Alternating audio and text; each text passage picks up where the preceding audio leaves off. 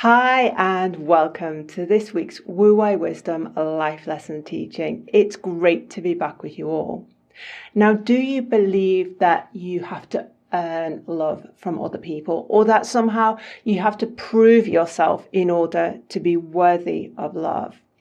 Well, if you are a self-confessed people pleaser, or you find that you often have to play the victim in order to receive love, validation, or reassurance from other people, this teaching is going to be for you.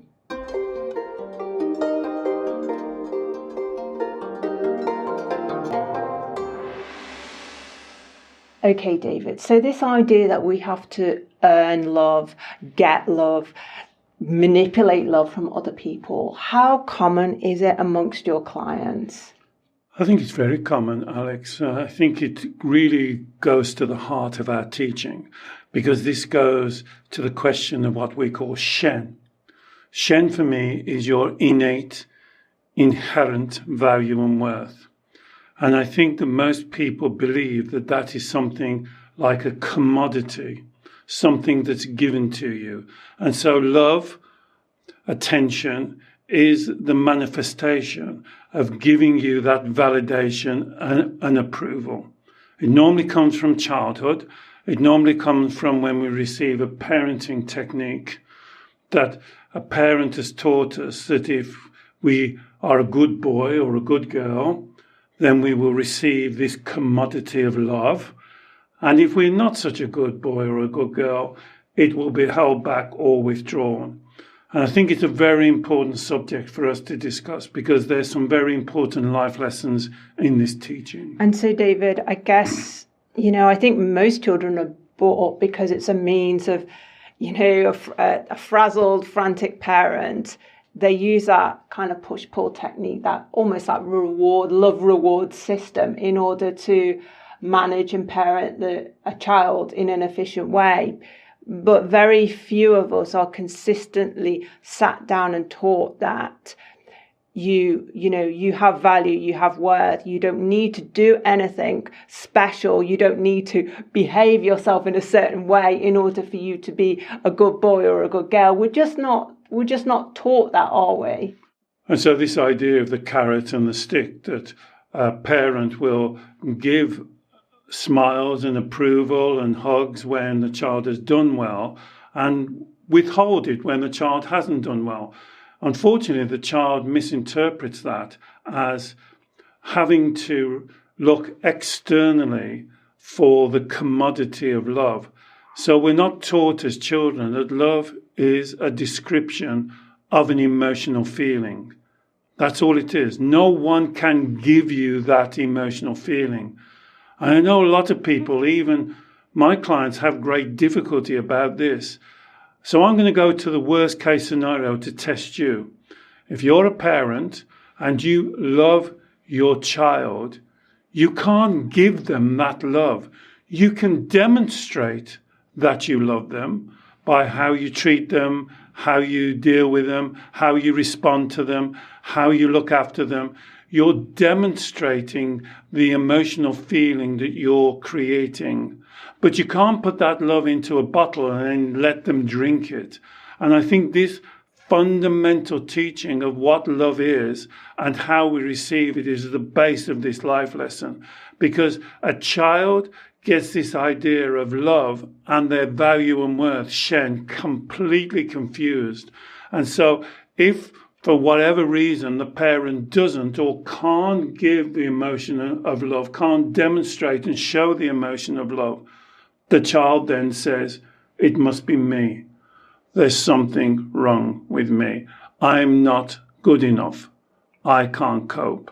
I'm unlovable or I'm unworthy. I'm not deserving of love. And this is the foundation that person lived their life with that belief system. And for those people who have created that belief system, that fundamental misunderstanding within us as a child, which is kind of understandable because of, we look to our parents for guidance on who we are, our value, whether we're good, whether we're bad.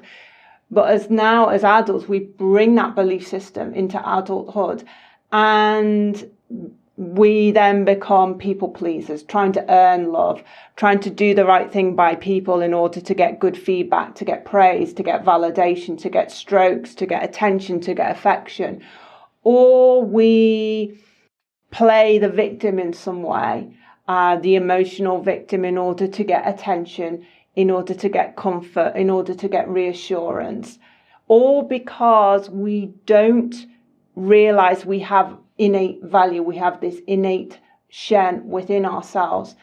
And it's through that realization of knowing that we are good enough, that we are valuable, that we are lovable, that the green light feelings of love arise within ourselves. It becomes like a self-generating dynamo within us.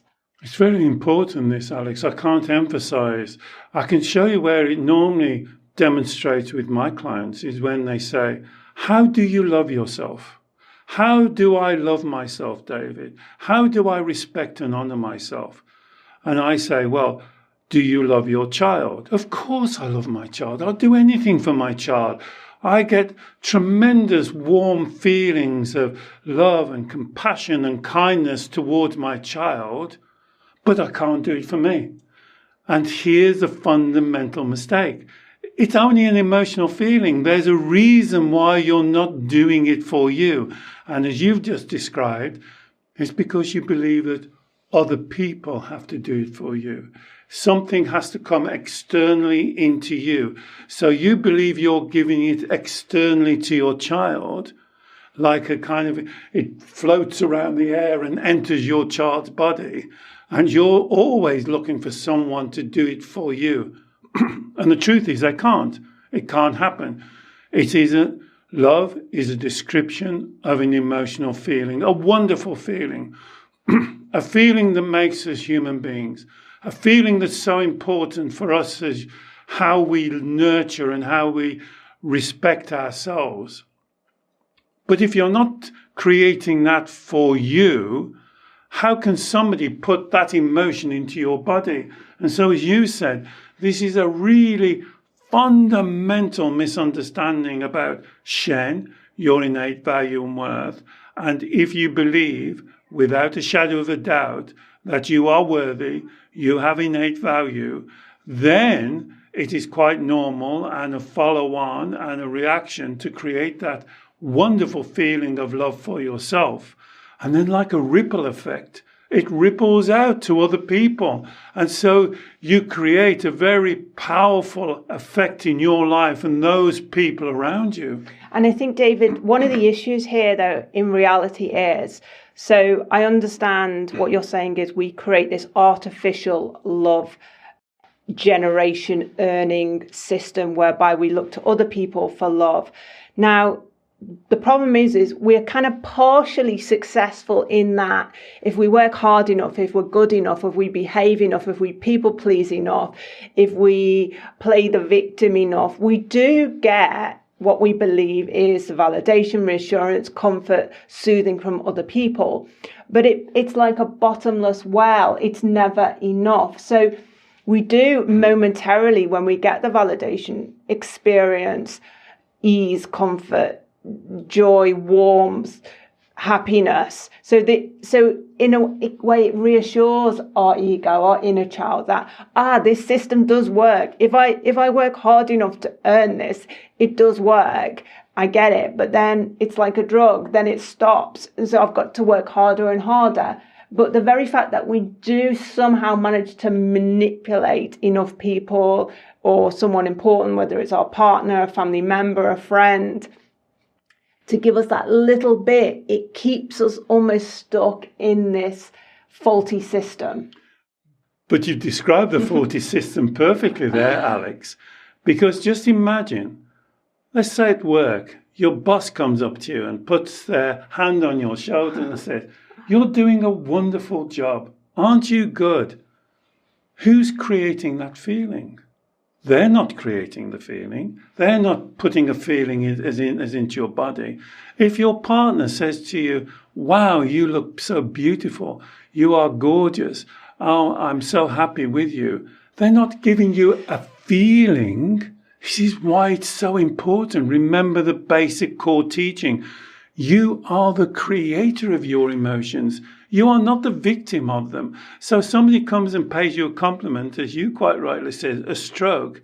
They're paying you attention, but that feeling is self-created. They somehow don't transmit a feeling as into your body, and you're waiting for the next fix of the feeling. But I guess, David, that again, a lot of people listening to this would say the words or the actions of the other person make me feel loved, make me feel validated, make me feel good enough, make me feel worthy. It's almost like there is a direct, hardwired link between the feedback from the other person and whether I feel good about myself or not. But the word you had to use there, I don't know whether people was listening, it makes me feel. Yeah. No, you choose to feel. Yeah. You choose to feel. So why are you relying on someone else to make that choice of creating the green light feeling, the wonderful feeling of love for yourself? Why don't you just create it for yourself? And then if they do give you attention, if they do pay you a compliment, I don't know, it's like a cherry on top of a cake that's already wonderful. It is your responsibility. You're accountable for creating the emotions that you experience in your body. This is such a vital teaching. The core teaching I try and say on every session we do. You are the creator of your emotions. You are not the victim of them. So if somebody pays you a compliment and you choose to create a green light feeling, or if somebody doesn't pay you a compliment and you choose to create a red light feeling, you are creating the emotions. They are not creating the emotions. Why do you have to bring somebody else into the loop? Because it makes you like, I love one that my client said a few months ago, it's like I'm a drug addict. I'm looking for the next fix. I'm looking for the next, I've got to go to the supplier to give me this validation. If you already have value, if you already have Shen, how can somebody give you what you've already got? No one can give it to you and no one can take it away from you. It's yours. It's your birthright. It's your gift. It's what you are. This is what we call in Taoism, Qiang, to nurture yourself. That's your responsibility. It's not somebody else's responsibility.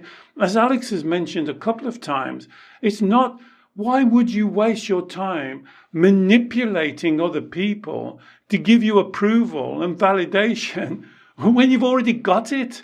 It's like you're confusing the situation.